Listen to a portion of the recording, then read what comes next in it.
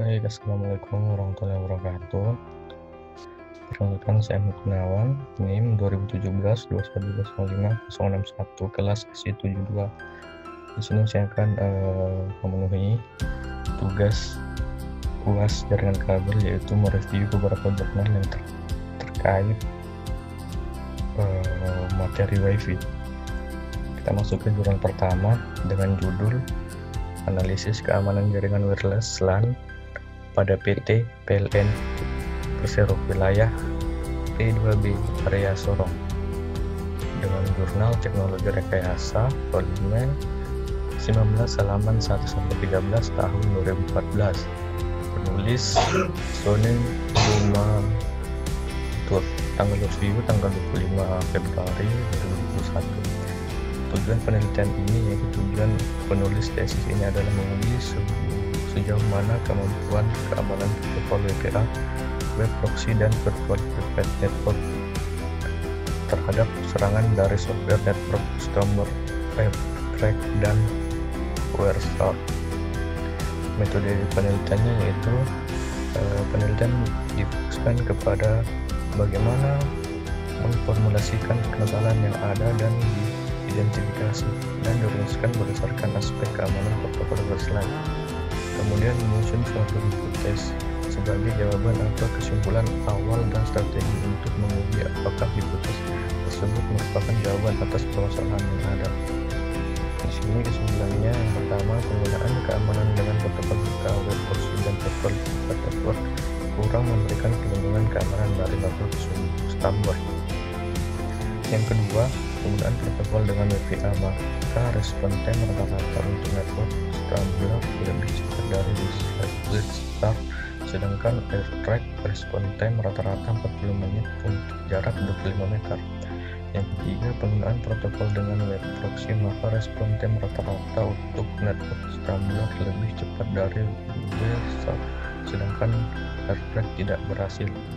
Kita masuk ke jurnal yang kedua dengan judul Implementasi Wireless Sensor Network pada Keamanan Rumah menggunakan Sensor PIR, dengan jurnal Pengembangan Teknologi Informasi dan Ilmu Komputer volume 2 halaman 1-9 tahun 2018.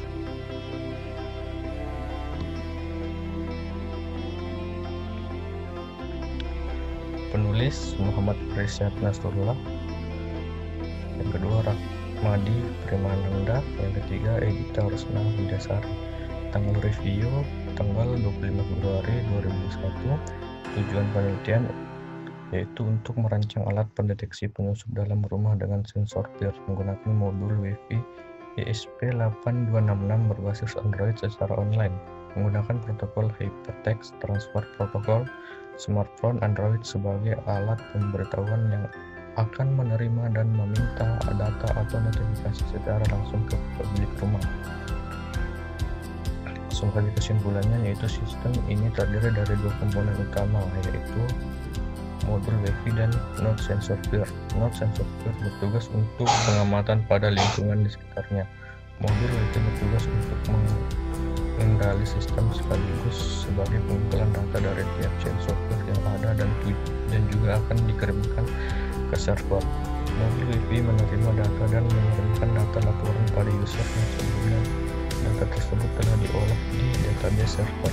Sensor PIR dan modul WiFi dirancang dengan menambahkan sensor PIR pada tempat tertentu yang berpotensi besar diganggu oleh pelaku pencurian. Kita masuk ke jurnal yang ketiga dengan judul Analisis Keamanan Jaringan WiFi SMPN 1 Sumbawa. Jurnal Teknologi dan Rekayasa volume 2 halaman 1-9 tahun 2018. Penulis Ismayudi.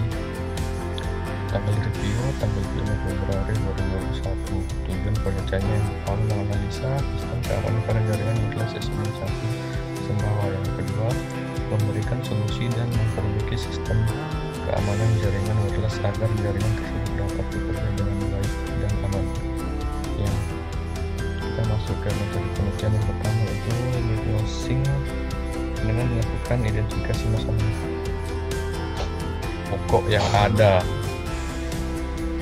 Yang kedua yaitu action planning. Yang ketiga action tracking. Yang keempat evaluating. yang terakhir, lihat nih kesimpulan yang dapat diambil, yaitu lihat nih merupakan review terhadap tahapan-tahapan yang telah berakhir, kemudian unit ini dapat berakhir. Apabila komputer klien yang belum terdaftar pada jaringan tersebut, maka klien tersebut tidak akan bisa terkoneksi ke jaringan internet melalui jaringan wireless SNN1 Small. Sistem keamanan jaringan wireless yang hanya menggunakan satu sistem keamanan jaringan memungkinkan jaringan tersebut lebih mudah untuk diserang oleh pihak luar. Kita masuk ke yang keempat, yaitu dengan judul pengaruh penggunaan jaringan Wi-Fi dan 3G pada aplikasi telepon inti sadap. Jurnal Iptek.com, volume 16, halaman 1-17. Tahun 2014, penulis Rian Ari Setiawan, Selo Bimo Naktihantono. Tanggal review tanggal 25 Februari 2021. Tujuan penelitian ini yaitu adalah melakukan pengujian terhadap penggunaan jaringan Wi-Fi dan 3G sebagai konektivitas aplikasi telepon anti sadap. Metode penelitian yang